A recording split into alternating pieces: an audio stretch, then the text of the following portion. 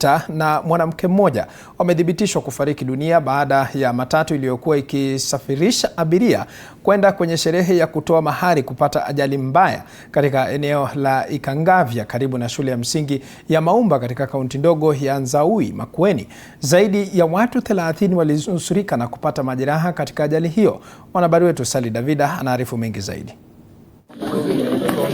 Ajali hiyo iliyotokea katika eneo la Ikangavya karibu na shule ya msingi ya Maumba katika kaunti ya Makueni, wakati matatu hiyo iliyokuwa ikisafirisha watu kwenda kwenye hafla ya kutoa mahari ilipodaiwa kukatika breki kabla ya kubingiria mara kadhaa na kuanguka kwenye mawe. Tulikuwa tunatoka pande ya Ndongoni tukipeleka Chathi pande ya Matiliku.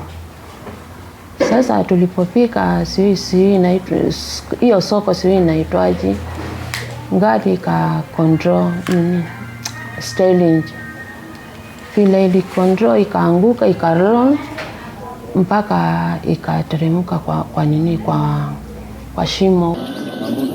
Walioshuhudia ajali hiyo wanasema kuwa matatu hiyo ilipoteza mwelekeo kabla ya kubingiriana kusababisha vifo vya watu 7. Zaidi ya watu 30 walipata majeraha na kukimbizwa katika hospitali ya Matiliku na hospitali ya Makueni ili kupata matibabu. Iliweza kuumiza watu kama manusura kama 30 na ikaua watu 7 hapo kwa hapo.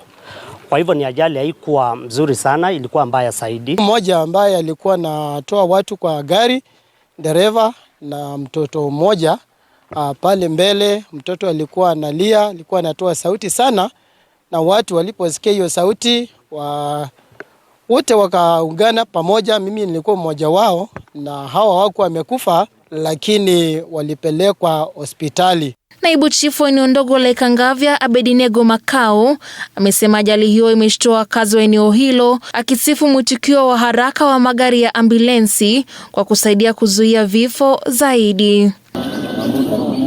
Afisa mkuu wa matibabu katika kaunti ya Makueni, Daktari Havi Mbithi, amesema waliojeruhiwa wanaendelea vizuri, huku baadhi yao wakiwa wametibiwa na kuruhusiwa kwenda nyumbani. Matiliku Sub-County Hospital wameweza kudischarge ama kupeleka ama kuachilia wagonjwa waende nyumbani 5. Kwa hivyo sasa tuko na 13 kwa sababu 5 wengine wale ambao walikuwa critical waliletwa hapa kwetu Makueni County Referral Hospital for further management. Hata hivyo, miili ya watu 7 waliofariki imehifadhiwa katika chumba cha kuhifadhi maiti cha Kilome, huku uchunguzi ukiendelea ili kubaini chanzo cha ajali hiyo. Sally Davida, TV47.